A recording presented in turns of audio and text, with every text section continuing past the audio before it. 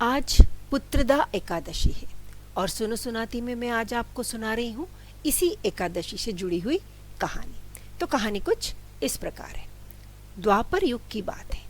एक नगर था महिष्मती और महिष्मती नगर के राजा का नाम था राजा महीजीत। राजा महीजीत और उनकी रानी धार्मिक राजा थे। वे अपनी प्रजा को अपने बच्चों के समान प्यार करते थे। साथ ही साथ राजा महीजीत ने अपनी प्रजा पर कोई भी अनावश्यक कर नहीं लगाया था। वे उनके लिए धर्मशालाएं, सड़कें, कुएं, प्याऊ सब बनवाते थे। हम ये कह सकते हैं कि राजा महीजीत एक आदर्श राजा थे। उनकी प्रजा भी खुशहाल थी, लेकिन राजा उनके जीवन से खुशियां धीरे धीरे करके जा रही थी। उन्हें लग रहा था कि उनकी उम्र हो रही है और उनकी कोई संतान नहीं है। उनके इस राज्य को कौन संभालेगा उनके जाने के पश्चात? तो राजा अपनी इस समस्या को अपने मंत्रियों के साथ में बात करके कहते हैं कि मैं क्या करूं?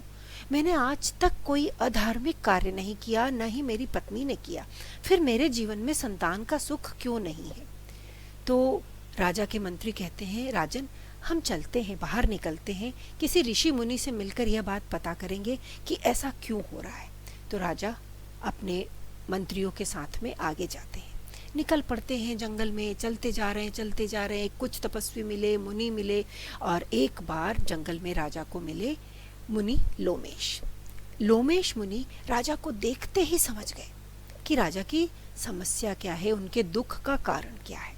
तो वे राजा से कहते हैं, राजन, मैं जानता हूँ कि आप धर्मात्मा हैं, आप प्रजावत्सल हैं, आप अपनी प्रजा को प्यार करते हैं, किंतु आपके जीवन का दुख यह है कि आपके कोई संतान नहीं। तो राजा नतमस्तक होकर लोमेश मुनि से कहते हैं, हाँ, मैं भी यही जानना चाहता हूँ कि ईश्वर ने मुझे यह दुख क्यों दिया है।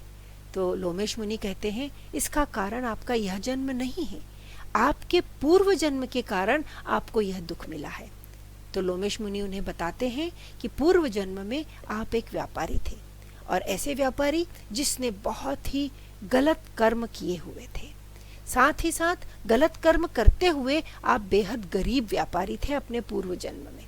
और एक बार की बात है, जब आपके पूर्व जन्म में आप एक गांव से दूसरे गांव में जा रहे थे और वो महीना था जेठ का, भरी गर्मी का महीना था। आप भी गरीब थे, आपको भी 2 दिन से खाना नहीं मिला था। आपने सोचा कि आप इस तालाब में जाकर पानी पी लें, लेकिन उस तालाब के किनारे एक गाय ने उसी वक्त अपने बच्चे को जन्म दिया था, एक बछड़े को जन्म दिया था, और वह गाय वहां पर पानी पी रही थी जहां से आपको पानी पीना था। आपने उस गाय को पानी नहीं पीने दिया और उसे धक्का मारकर वहां से हटा दिया और खुद जाकर पानी पीकर वहीं पेड़ के किनारे सुस्ताने लगे। आपने उस गाय के साथ में भरी गर्मी में जो अन्याय किया था, और वह भी तब जबकि उसने अपने बच्चे को जन्म दिया था, उसके कारण आपके जीवन में बच्चे का सुख नहीं है। तो राजन कहते हैं कि अब मैं क्या कर सकता हूँ, मैं कैसे इसका प्रायश्चित करूँ, ऐसा कौन सा कार्य है जिसके कारण मैं इससे उबर सकूँ।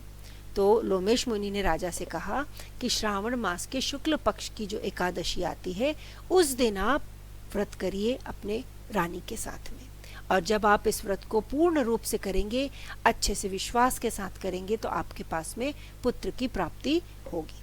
राजा मुनि को प्रणाम करते हैं, वहां से वापस आते हैं और कहते हैं कि राजा ने शुक्ल पक्ष की एकादशी को, सावन मास में यह एकादशी का व्रत किया और उसके बाद उनके यहाँ पुत्र की प्राप्ति हुई।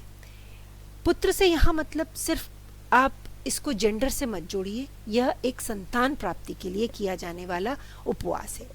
साथ ही साथ यह कहानी का जो संदेश है वो हमें यह बताती है कि हमें जीव मात्र पर दया करनी चाहिए। हमें सबके लिए, चाहे वो कोई जीव हो, उसके बारे में और उसकी आवश्यकताओं के बारे में भी सोचना चाहिए, और यह कार्य हमें हमारे हर जन्म में करना चाहिए। तो यह कहानी आपको कैसी लगी मुझे बताइए और अपने अनुभवों का मुझसे साझा कीजिए। धन्यवाद।